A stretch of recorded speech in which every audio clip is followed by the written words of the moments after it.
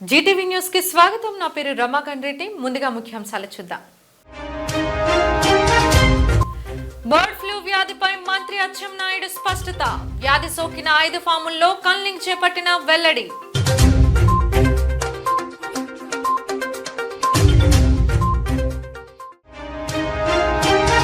సమీక్షలకే పరిమితమవుతున్న కూటమి సర్కార్. విలేకరుల సమావేశంలో మాజీ మంత్రి బొత్స ఆరోపణ.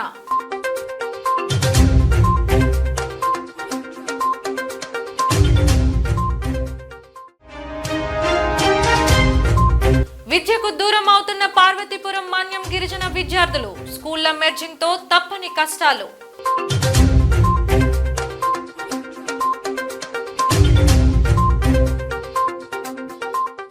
రెండు ఉభయ రాష్ట్రాల్లో కలకలం రేపుతున్న బర్డ్ ఫ్లూ వ్యాధిపై ఏపీ మంత్రి కింజరాపు అచ్చెన్నాయుడు ఒక స్పష్టమైన ప్రకటన చేశారు. ఇప్పటికే ముఖ్యమంత్రి చంద్రబాబు నాయుడు భోపాల్ శాస్త్రవేత్తలతోనూ కేంద్ర ప్రభుత్వ సెక్రటరీతోనూ చర్చలు జరిపారని ఆయన వివరించారు. బర్డ్ ఫ్లూ మీద స్పష్టమైనటువంటి ప్రకటన కూడా చేశాను. దాని తర్వాత రాష్ట్ర ముఖ్యమంత్రి గారు భోపాల్లో ఉన్నటువంటి సీనియర్ శాస్త్రవేత్తలతో మాట్లాడారు. కేంద్ర ప్రభుత్వం సెక్రటరీ గారితో కూడా దీని మీద డీటెయిల్గా డిస్కస్ చేయడం జరిగింది. ఆయన కూడా వాళ్ళ టీమ్స్కి పంపించారు. రేపు స్వయాన ఆయన కూడా ఇక్కడికి వచ్చి మొత్తం పర్యవేక్షిస్తామని చెప్పి స్పష్టంగా మాటిచ్చారు. నేను నిన్నే చెప్పాను, పశ్చిమ గోదావరి కృష్ణా జిల్లాల్లో ఉన్నటువంటి 5 ఫార్ముల్లో ఈ వ్యాధి సోకిందని. ఇప్పుడు ఏదైతే వ్యాధి సోకినటువంటి ఫార్మ్స్ ఉన్నాయో ఈ ప్రాంతం అంతా కూడా బయోసెక్యులర్ జోన్గా ప్రకటించి ఆఫీసెస్కి అక్కడ డిప్యుటేషన్ పెట్టి స్ట్రిక్ట్గా అమలు చేస్తున్నాం. అదేవిధంగా 3 ఫామ్లో కల్లింగ్ అంతా పూర్తి చేసాం. ఇంకా 2 ఫామ్స్లో జరుగుతుంది. ఇంకొక గంటకి ఆ కార్యక్రమం కూడా పూర్తవుతుంది. ఇతర ప్రాంతాల్లో ఎక్కడ కూడా బర్డ్స్ చనిపోయినట్టుకు కానీ ఈ వ్యాధి సోకినట్టుకు కానీ ఎక్కడ కూడా దాఖలాలు లేవు. రాత్రి నేను చెప్పినట్టుగా దీని మీద రిస్ట్రిక్షన్స్ ఏవీ లేవు. ఉడికించినటువంటి గుడ్లు కానీ ఉడికించినటువంటి మాంసం కానీ తింటే ఎటువంటి సమస్యలు లేదని కూడా స్పష్టంగా రాష్ట్ర ప్రభుత్వం నుంచి తెలియజేస్తున్నాను. ఇప్పటికే జిల్లా కలెక్టర్లు, పశుసంవర్ధక శాఖ అధికారులు మరియు వైద్య శాఖ సిబ్బంది కామన్గా పరిస్థితిని ప్రతి గంటకి అంచనాలు వేసి ఎక్కడైనా ఇటువంటిది బయటపడితే ఇమీడియట్గా నిమిషాల మీదే అది వాస్తవమా కాదా తెలుసుకొని చర్యలన్నీ కూడా తీసుకున్న విషయం కూడా తెలియజేస్తున్నాను. ప్రజలు నిరంభేందరంగా కోళ్ళు కానీ గుడ్లు కానీ తినొచ్చు, ఎవరికి ఎటువంటి ఇబ్బంది లేదు. అయితే పత్రికల్లో సోషల్ మీడియాలో విపరీతంగా కొంతమంది పోటీపడి దీని మీద భయాందోళన సృష్టిస్తున్నారు. వారికి కూడా ఈ సందర్భంగా మనవి చేస్తున్నాను. వాస్తవాలు తెలుసుకోకుండా ఆదరాబాదరిగా ప్రకటనలు చేసి ప్రజలకు భయాందోళన చేస్తే ప్రభుత్వం సీరియస్గా కూడా తీసుకుంటుందని స్పష్టంగా తెలియజేస్తున్నాను. ఉదయం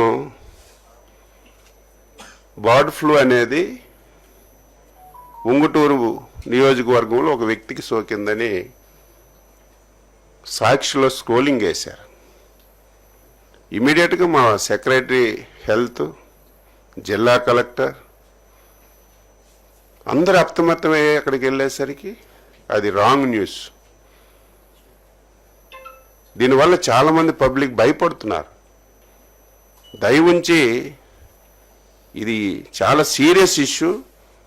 ప్రభుత్వం చాలా సీరియస్గా ఎటు ఇబ్బంది లేకపోయినా సరే ముఖ్యమంత్రి గారు అనునిత్యం పర్యవేక్షించి ఎక్కడ కూడా ఎవరికి ఇబ్బంది లేకుండా చేయమని స్పష్టంగా తెలియచేశారు. ఆ పని చేస్తున్నాం. నిన్నైతే కొంతమంది తెలంగాణ రాష్ట్రం ఆంధ్రప్రదేశ్ నుంచి పూర్తిగా ఏవి రాకుండా చేయాలని సర్క్యులర్ ఇచ్చిందని చెప్పి నిన్న కొన్ని టీవీల్లో ఇచ్చారు. సర్క్యులర్ ఆంధ్రప్రదేశ్ ప్రభుత్వంకి ఇవ్వలేదు, జనరల్గా వాళ్ళకు సర్క్యులర్ ఇచ్చారు, మీకు డిస్ట్రిబ్యూట్ చేయమని చేస్తాం. అది కూడా ఆ సమస్య కూడా లేదు. నిన్న ఎక్కడ గుడ్ల లారీ వెళ్తే ఎక్కడ ఆపలేదు. ఎక్కడో ఒక దగ్గర కోళ్ళ లారీ ఆపితే ఇమీడియట్గా బార్డర్స్లో కూడా మా ఆఫీసులకు పెట్టి ఆ సమస్య కూడా లేకుండా మేము ఎప్పటికప్పుడు పరిష్కరిస్తున్నాం. తెలంగాణ ప్రభుత్వం కూడా ఎక్కడ ఆంధ్రప్రదేశ్ రాష్ట్రం నుంచి మేము తీసుకోమని కానీ నిషేధించామని కానీ ఎక్కడ కూడా సర్క్యులర్ లేదు. వాళ్ళు బర్డ్ ఫ్లూ దేశంలో కేంద్ర ప్రభుత్వం అలర్ట్ చేసిన తర్వాత జనరల్గా ఒక సర్క్యులర్ ఇచ్చారు. అది మన రాష్ట్రానికి వచ్చిందని చెప్పడం కూడా తప్పు, ఎక్కడ కూడా జరగడం లేదు. రాత్రి ముఖ్యమంత్రి గారు సైంటిస్టులతోని కేంద్ర ప్రభుత్వం సెక్రటరీ గారితో మాట్లాడితే వాళ్ళు కొన్ని గైడ్లైన్స్ ఇచ్చారు. వ్యాధి సోకినటువంటి 1 కిలోమీటర్ పరిధిలో మాత్రమే ఇది పరిమితమై ఉంటుంది. అక్కడ ఒక్క పౌల్ట్రీ కూడా పనిచేయడానికి వీల్లేదు, ఒక్క బరడు కూడా ఉండడానికి వీల్లేదు. ఇమీడియట్గా ఆ 1 కిలోమీటర్ పరిధిలో టోటల్గా రాకపోకలన్నీ బంధించమన్నారు. ఇటు దానా కానీ మనుషులు కానీ లేకపోతే అక్కడ ఇటువంటి రాకపోకలు లేకుండా బంధించితే 1 కిలోమీటర్ వరకు సరిపోతుందని చెప్పారు. 1 నుంచి 9 కిలోమీటర్ల వరకు ఒక 10 రోజులు అబ్జర్వ్ చేయండి. అక్కడ ఇబ్బంది లేదు, కానీ ఆ కోళ్ళు బయటికి పంపించడం లేకపోతే దానా అటు ఇటు తిప్పడం ఇవి చేయకుండా 9 కిలోమీటర్ వరకు మీరు స్ట్రిక్ట్గా ప్రికాషన్స్ తీసుకోండి అని సైంటిస్టులు కేంద్ర ప్రభుత్వం చెప్తే అది మేము ఫాలో అవుతున్నాం. 9 కిలోమీటర్ల తర్వాత నో ప్రాబ్లం లేదు. సాధారణంగానే షాపులు తెరవచ్చు, గుడ్లు అమ్ముకోవచ్చు, కోళ్ళు అమ్ముకోవచ్చు. ఎవరు భయాందోళన చెందవలసినటువంటి అవసరం లేదని ఈ సందర్భంగా తెలియజేస్తున్నాను. ఇప్పటికే మిగతా రాష్ట్రాల వాళ్ళతో కూడా మాట్లాడాం. ఈ అంతర్రాష్ట్ర చెక్ పోస్టులు పెట్టవలసిన అవసరం లేదని వాళ్ళు కూడా కన్విన్స్ అయ్యారు. కాబట్టి మీ ద్వారా ప్రజలందరికీ తెలియచేస్తున్నాను, దీనివల్ల ఆందోళన చెందవలసిన అవసరం లేదు, భయపడవలసిన అవసరం లేదు. ప్రభుత్వం అన్ని విధాల చర్యలు తీసుకుంటుంది. పేపర్లో కొన్ని దగ్గరలో కావాలని ఓవర్ యాంగ్జైటీతో టీవీల్లో మనుషులకు సోకిందని లేకపోతే 40 లక్షలు 50 లక్షలు చనిపోయాయని ఇటువంటివి ఎవరు కూడా నమ్మొద్దు. దయవుంచి అందరికీ రిక్వెస్ట్ చేస్తున్నాను, ఇది చాలా సెన్సిటివ్ ఇష్యూ. 1-2 సార్లు తెలుసుకోండి, వాస్తవాలు ఉంటే మా దృష్టిలో పెట్టండి, మేము యాక్ట్ చేస్తాం. కానీ ఏదో సెన్సేషనల్ గురించి అప్పటికప్పుడు ఏవే పెడితే ఇది ప్రజలు చాలా ఇబ్బంది పడతారు. మేము ఇన్ని చెప్పినప్పుడు కూడా మళ్ళీ తప్పుడు వార్తలు రాస్తే చట్టపరం యాక్షన్ కూడా ఉంటుందని కూడా తెలియజేస్తున్నాను. ఆదివాసీలపై కుట్రపూరితంగా వ్యవహరిస్తున్న రాష్ట్ర ప్రభుత్వ వైఖరిని వెంటనే విడనాడి గిరిజన చట్టాలను యథావిధిగా కొనసాగించాలని డిమాండ్ చేస్తూ వామపక్ష నాయకులు నిరసన చేపట్టారు. విశాఖలో జరిగిన నిరసనను ఉద్దేశించి నిరసనకారులు మాట్లాడుతూ గిరిజన హక్కుల పరిరక్షణ కోసం 2 రోజుల పాటు చేపట్టిన మాన్యం బంద్ను కూటమి ప్రభుత్వం పక్కదారి పట్టించే ప్రయత్నం చేస్తుందని వారు నిప్పులు చెరిగారు. ఎక్కడికక్కడ నిర్బంధించారు కాదు, ఇప్పటికైనా ఈ డీమిలిటరైజేషన్ సోకాల్డ్ ఎదురు కాల్పుల్లో ఇప్పుడు జరిగిన అరెస్టులు అన్ని రివ్యూ అనేక రకాల అన్యులను అక్కడ నిక్షేపలు అనేవి ఆదివాసీ ప్రజలపై అమలవుతుంటే అత్యంత దుర్మార్గమైన మారణకాలను ఆపాలి. దేశ ప్రజల ఆస్తులను అరవల్ని కార్పొరేట్కి అప్పగించే మోడీ ప్రభుత్వ విధానాల్ని నిలుపుదల చేయాలి. ఆదివాసీల పైన ఎదురు కాల్పులపై ఏకపక్షంగా సాగిస్తున్నటువంటి మారణకాండ పైన సుప్రీంకోర్టు సిట్టింగ్ జడ్జి విచారణ జరపాలి. అనేటువంటి ప్రధాన డిమాండ్లతోటి ఈ కార్యక్రమం రాష్ట్ర వ్యాప్తంగా జరుగుతూ ఉంది. ఈ దేశ ప్రజానీకం మీద, ముఖ్యంగా ఈ దేశానికి అన్ని రకాల వనరులను అందించేటువంటి అటవీ ప్రాంతాలపైన దమకంగా కొనసాగిస్తూ ఉంది.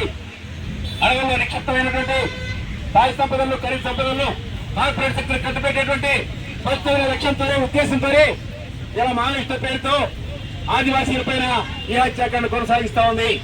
మావోయిస్టులను నిర్మూలించాల్సిన అవసరం ఈ దేశ ప్రభుత్వానికి లేదు. ఎలాగానంటే ఆదివాసీల సంక్షేమం కోసం కనుక ఈ ప్రభుత్వం పనిచేస్తే, అటవీ చట్టాన్ని అమలు చేస్తే, టీచా చట్టాన్ని అమలు చేస్తే ఏ కార్పొరేట్ శక్తులు కూడా అడవులకు ప్రవేశించడానికి అవకాశం లేదు. అటవీ చట్టాన్ని అమలు చేయడం లేదు. దేశ చట్టాన్ని కేంద్ర ప్రభుత్వం కానీ రాష్ట్ర ప్రభుత్వం కానీ అమలు చేయడం లేదు. వాటిని అమలు చేయమని పోరాడుతున్నటువంటి ఆదివాసీల పైన హత్యాకాండ కొనసాగిస్తున్నారు. ఆ ఆదివాసీలపై కొనసాగిస్తున్న హత్యాకాండకు వ్యతిరేకంగా ఆదివాసీల జీవనం కోసం, వాళ్ళ జీవన కృతి కోసం, వాళ్ళ వనరుల కోసం, వాళ్ళ సహజ హక్కు కోసం అక్కడ ఉన్నటువంటి విప్లవోద్యమం పనిచేస్తా ఉంది. ఆ విప్లవోద్యమాన్ని మీరు నిర్మూలించాలంటే మీరు అటవీ చట్టాన్ని అమలు చేయండి. మీరు అక్కడ ఉన్నటువంటి ఆదివాసీ హక్కుల్ని కాపాడండి, నిలబెట్టండి. ఏ విప్లవ సంస్థలు, నక్సలైట్ సంస్థలు, మావోయిస్ట్ పార్టీ పనిచేసేటువంటి ప్రాతిపదిక లేకుండా మీరు అభివృద్ధి కార్యక్రమాలు చేపట్టండి. కేంద్ర ప్రభుత్వం కానీ ఎక్కడ ఛత్తీస్గఢ్ ప్రభుత్వం చేపట్టాల్సిన విధానం ఇది. కానీ దానికి భిన్నంగా మేము సహజ వనరులన్నీ తొలకెళ్ళిపోతాం, మేము సహజ వనరులని విదేశీ స్వదేశీ కార్పొరేట్ సంస్థలకు అప్పచెప్తాం. మీరు ఎవరైనా మాట్లాడితే మిమ్మల్ని మావోయిస్టులు అంటాం, ఆదివాసులు అంటాం, అర్బన్ నక్సలైట్ అంటాం, లేకపోతే కాంగ్రెస్ పార్టీ అంటాం, వైసీపీ అంటాం అనే పేరుతో రాష్ట్రంలో కానీ 170 చట్టాన్ని సవరణ చేయడానికి ఇక్కడ ఉన్నటువంటి రాష్ట్ర మంత్రి, రాష్ట్ర స్పీకర్, మాజీ మంత్రి అయినటువంటి అయ్యన్న పాత్రుడు 170 చట్టాన్ని సవరించాలని చాలా బాహటంగా, బహిరంగంగా 170 చట్టం కారణంగా ఈ రాష్ట్రంలో అభివృద్ధి ఆగిపోయిందని ప్రకటిస్తే దానికి వ్యతిరేకంగా నిన్న మొన్న వామపక్ష పార్టీలు, సంఘాలు, అదేవిధంగా ఆదివాసీ సంఘాలు అందరూ కలిసి రాష్ట్ర వ్యాప్తంగా ఉద్యమిస్తే అది వైసీపీ చేసిన కుట్రగా తెలుగుదేశం పార్టీ నాయకుడు చంద్రబాబు నాయుడు అదేవిధంగా మీడియా కూడా ప్రచారం చేస్తామని చెప్తే దుర్మార్గమైంది.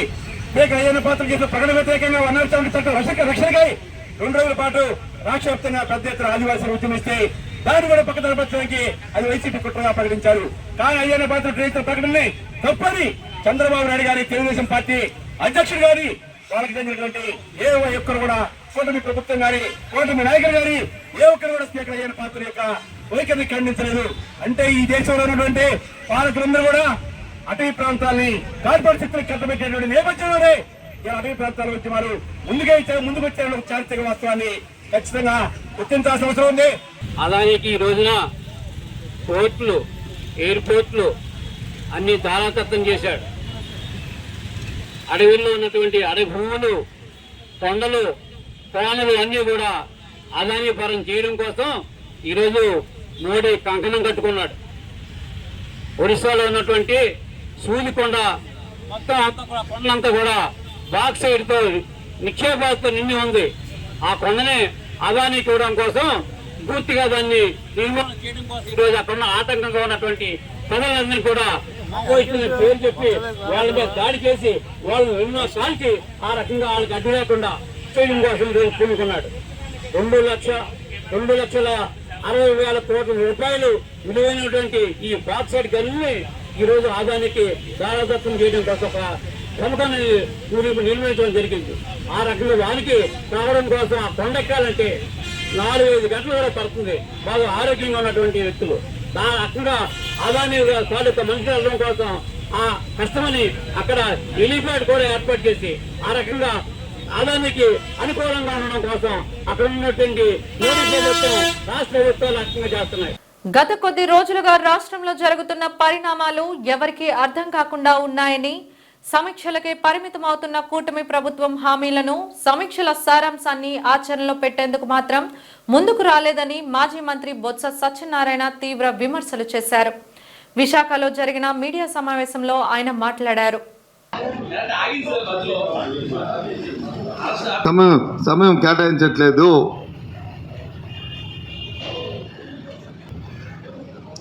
సమీక్షలకు ఇస్తున్న సమయాన్ని ఎప్పటికప్పుడు ఎంతసేపు సమీక్షలే కనిపిస్తున్నాయి తప్ప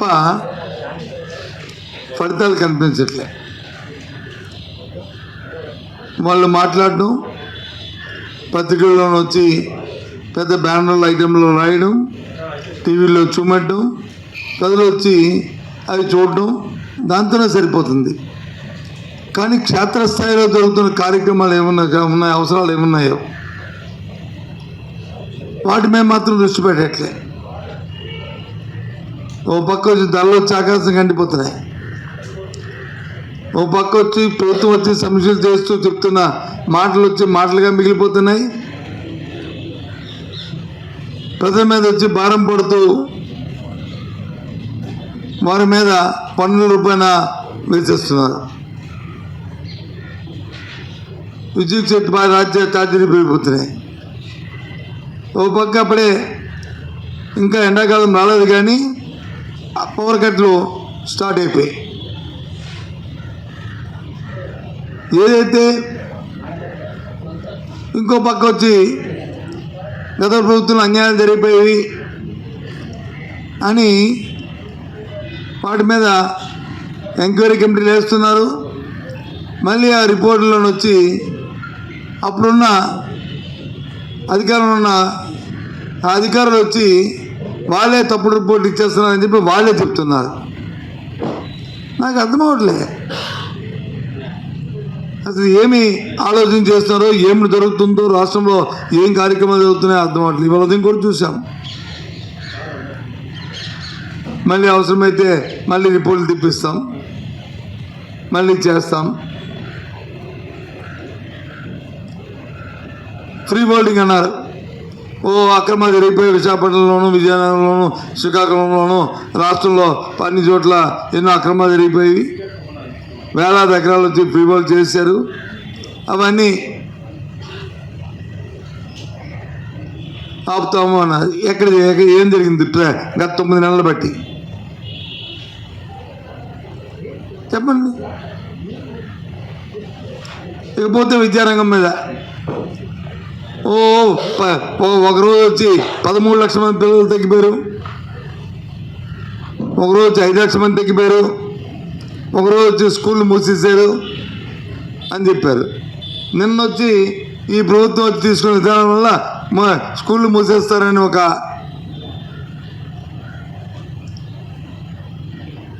తల్లిదండ్రుల నుంచి అలాగే అధ్యాపకుల నుంచి రాగానే ఒక స్కూల్ కూడా మేమని తిరిగి వాళ్ళే స్టేట్మెంట్ ఇస్తున్నారు. గత ప్రభుత్వంలో ఈ రాష్ట్రంలో ఏ ఒక్క స్కూల్లోనే మూసారు ఈ ఊర్లో అని చెప్పి ఓ ప్రకటించమండి, ఊరి పేర్లు ఇమ్మనండి.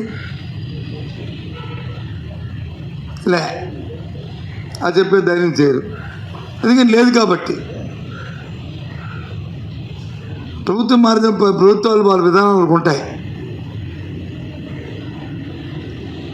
ఇవాళ నీతి ఆయోగ్ చెప్పింది, ఏదైతే ఇంగ్లీష్ మీడియంలో ఆ విద్యార్థులకి దాని మీద పట్టుతో ఉండబట్టే కాంపిటేటివ్ ఎగ్జామ్స్లో ఎక్కువగా ఎవరైతే పట్టుంటుందో ఇంగ్లీష్ విద్య మీద, ఇంగ్లీషు భాష మీద వాళ్ళకే సెలెక్ట్ అవుతుందని నీతి ఆయోగ్ చెప్పింది. ఆ దురదృష్టితోనే దాన్ని ప్రోత్సహించాం. సరే, ఈ ప్రభుత్వం తన నిర్ణయాలు రాబోయే కాలంలో ఆ తల్లిదండ్రులు వాళ్ళు తెలుసుకుంటారు ఈ పరిస్థితిని. నేను ఇప్పుడు మీ ద్వారా నేను ప్రశ్నిస్తుంది ప్రభుత్వాన్ని ఏంటంటే, ఏదైనా మీరు ఒక నిర్ణయం తీసుకున్నప్పుడు ఆ నిర్ణయం అమలు జరుగుతుందా లేదా, ఆ నిర్ణయానికి ఏమైనా ఒక టైం బౌండ్ ఉందా లేదా, ఒక కార్యక్రమం ఉందా లేదా. మాకు ఎందుకంటే ప్రజల తరపున మేము మాట్లాడుతుంది, మీ పరిపాలనలో మీ విధానాలు ఎలాగుంటే మాకు సంబంధం లే. కానీ దానివల్ల ప్రజలకి ఇబ్బంది జరగకూడదు. సాక్షాత్ ముఖ్యమంత్రి గారు నోటు అంటే నేను టీవీలో చూశాను. ఒక్కో డిపార్ట్మెంట్లో 7,000 నుంచి 10,000 ఫైల్స్ ఈ 9 నెలల్లో ఉండిపోయాయి. ఎందుకు ఉండిపోతాయి? ఎందుకు ఆగాలి? ఎందుకు ఆగుతున్నాయి? కారణాలు ఏంటి అంటే, అధికారులకి ప్రజాప్రతినిధులకి సంబంధం లేకపోవడం వల్ల ఆ కార్యక్రమాలు జరుగుతున్నాయి.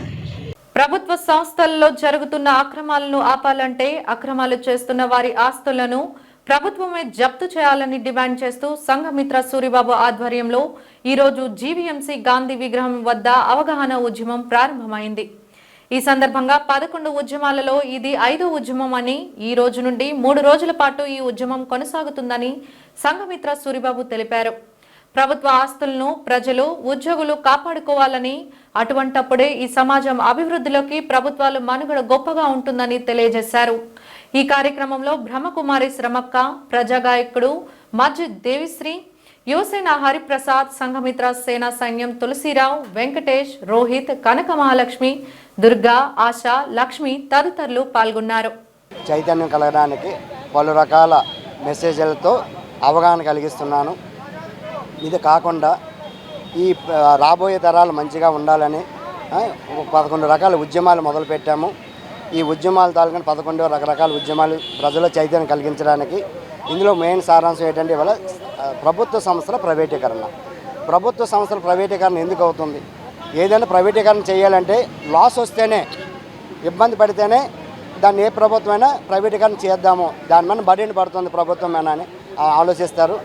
అలా ఎందుకు అది బడ్జెట్ ఎందుకు పడుతుంది, ఎందుకు లాస్ అవుతుంది? దానికి మూలాలు ఏంటంటే ప్రతి ప్రభుత్వ సంస్థ కూడా ఒక ఉమ్మడి కుటుంబం లాంటిది. ఈ ఉమ్మడి కుటుంబంలోనే అందరూ కష్టపడితే, అందరూ కష్టపడి వచ్చిన దాన్ని గుర్తంగా జాగ్రత్తగా దాచుకుంటే ఆ కుటుంబం చాలా హ్యాపీగా ఉంటుంది, జీవితాంతం ఏ చీకు చింత లేకుండా ఉంటుంది. అలాగే ఉమ్మడి కుటుంబం లాంటిదే ఈ ప్రభుత్వ సంస్థ. ఈ ప్రభుత్వ సంస్థగా దానికి ఏంటి లాస్ అవ్వడానికి కారణాలు, అందులో నుంచి కొందరు పని చేస్తున్నారు బాగానే, కొందరు సరిగ్గా పని చేయట్లేదు, కొందరు పని చేయకుంటేనే అప్పుడప్పుడు వచ్చి ఆటోగ్రాఫ్లు పెట్టి సంతకాలు పెట్టేసి జీతాలు తీసుకున్నారు. కొందరు నుంచి మరీ దుర్మార్గంగా ఆ కంపెనీ తాలూకు నుంచి మొత్తం టోటల్ ఆస్తుల నుంచి అక్రమదారులోనే మొత్తం తినేస్తున్నారు. ఇలా తినేస్తే ఒక కొండ అయినా సరే రోజు కొంచేసి అక్రమంగా తవ్వితే అది జీరో అయిపోతుంది. ఇలా అవ్వకూడదు. ఉండాలంటే ఎవరి సంస్థను వారే కాపాడుకోవాలి. ఇక నుంచి అందరికీ ప్రభుత్వ సంస్థ ఉద్యోగులందరికీ విజ్ఞప్తి చేసేది ఏదంటే, ఇక రాబోయే రోజుల్లో మటుకి మీ సంస్థలో ఎవరైనా తప్పు చేస్తే మీరే పట్టుకొని మీరే వాళ్ళు నిలదీయండి. ఆ చెత్తనంతా తీస్తే ఆటోమేటిక్గా సంస్థ నిలబడుతుంది. ఆ నిలబడ్డది అనుకోండి, ఆటోమేటిక్ మీరు మీ కుటుంబము హ్యాపీగా జీవితాంతము ఉండొచ్చు. అలాగే ఆ సంస్థ కూడా నిలబడుతుంది, కొన్ని లక్షల మందికి ఇంకా ఉపాధి కలిగిస్తుంది. ఆ సంస్థని మెయిన్ ఆ చెట్టునే ఒక రోజుకు కొమ్మ నరికేస్తుంటే ఎండిపోతే ఏమీ ఉండదు. అలాగే ఈ సంస్థ నిలబడాలంటే మీరే దానికి కాపలా కాయాలి, ఒక గాడిదలాగా చాకరీ చేయాలి, ఒక మామూలుగా ఏంచి ఒక కుక్కలాగా ఏంచి దాన్ని ఏంచి విశ్వాసంగా కనిపెట్టుకొని ఉండాలి. అందులో అక్రమంగా తినేస్తే పందికొక్కల్ని మీరే ఏర్పడాలి. ఇలా చేసి మీ సంస్థ కన్ఫామ్గా నెంబర్ 1గా ఉంటుంది. ఎవరు దాన్ని ప్రైవేటీకరణ కదా కళలో కూడా ప్రైవేటీకరణ చెయ్యరు. అది నా తాలూకా మోటివేషన్. నమస్కారం అండి. శీతోష్ణ స్థితి వేడెక్కిపోతుంది. ఇది మన అందరికీ ఒక హెచ్చరికగా గుర్తించాలని నన్నయ్య యూనివర్సిటీ విశ్రాంత ఉపకులపతి డాక్టర్ సుంకరి రామకృష్ణరావు అన్నారు. ఈరోజు Saint Joseph autonomous women's degree కళాశాలలో ఎన్ఎస్ఎస్ ప్రోగ్రామ్ ఆఫీసర్, వృక్షశాస్త్ర విభాగానికి చెందిన డాక్టర్ కె మాణిక్య కుమారి అధ్యక్షతన వ్యూ సంస్థ కోఆర్డినేటర్ జి రాజేశ్వరి నేతృత్వంలో ఆస్ట్రేలియన్ కాన్సులేట్ జనరల్ సంస్థతో కలిసి నిర్వహించిన youth action for climate change work shop లో ఆయన మాట్లాడారు. పర్యావరణ పరిరక్షణ ప్రతి ఒక్కరి బాధ్యత అని, ఒక్క భూమి మీద మాత్రమే జీవి మనుగడ సాగిస్తోందని వివరించారు. శీతోష్ణ స్థితి వేడెక్కకుండా యువత పూర్తి స్థాయిలో కృషి చేయాలని కోరారు. మొక్కలు నాటి పెంచాలని, అడవులు, కొండలు, గుట్టలు పరిరక్షణకు కృషి చేయాలని అన్నారు. నదులు, వాగులు, సముద్రాలలోనికి హానికరమైన రసాయనాలు, భార లోహాలు, హాని కలిగించే ప్లాస్టిక్ వ్యర్థాలు వెళ్లకుండా చూడాలని, ప్రజలను చైతన్యపరచాలని కోరారు. ఆంధ్ర విశ్వవిద్యాలయం పర్యావరణ విభాగం విశ్రాంత ఆచార్యులు డాక్టర్ ఈయుబి రెడ్డి మాట్లాడుతూ ప్రతి ఒక్కరూ హరితహిత జీవన విధానం అలవర్చుకోవాలని కోరారు. భూమి మీద మానవాళి మాత్రమే పర్యావరణ హితంగా జీవించకపోవటం వల్ల పెను విపత్తులు సంభవించున్నాయని తెలిపారు. ఆంధ్ర విశ్వవిద్యాలయం వాతావరణ విభాగం విశ్రాంత ఆచార్యులు డాక్టర్ ఓ భానుకుమార్ మాట్లాడుతూ గ్లోబల్ వార్మింగ్ వల్ల కలిగే ఉపద్రవాలను గురించి ప్రతి ఒక్కరూ ఆలోచన చేయాలని అన్నారు. వారితో పాటుగా విద్యార్థులు కూడా శీతోష్ణ స్థితిపై వారి అభిప్రాయాలను వెల్లడించారు.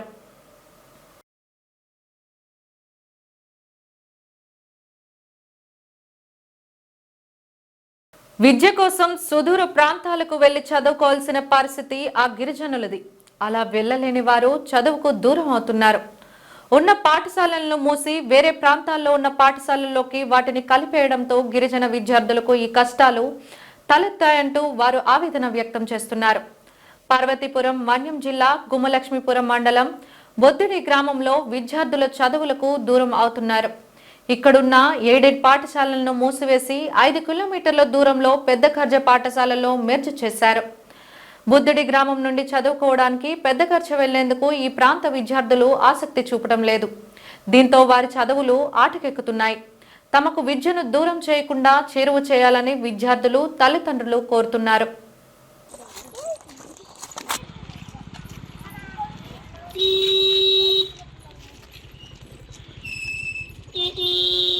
నడిచి వెళ్ళడానికి ఇబ్బందిగా ఉంది. మాకు స్కూల్ కావాలి, మాకు స్కూల్ కావాలి, మాకు స్కూల్ కావాలి. వార్తలు ముగించే ముందు ముఖ్యాంశాలు మరోసారి. బర్డ్ ఫ్లూ వ్యాధిపై మంత్రి అచ్చెన్నాయుడు స్పష్టత. వ్యాధి సోకిన 5 ఫాముల్లో కన్లింగ్ చేపట్టిన వెల్లడి.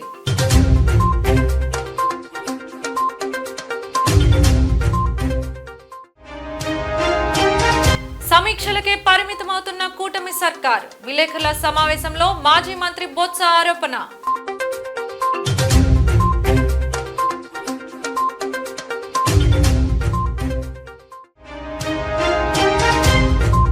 విద్యకు దూరం అవుతున్న పార్వతీపురం మన్యం గిరిజన విద్యార్థులు. స్కూళ్ల మెర్జింగ్ తో తప్పని కష్టాలు.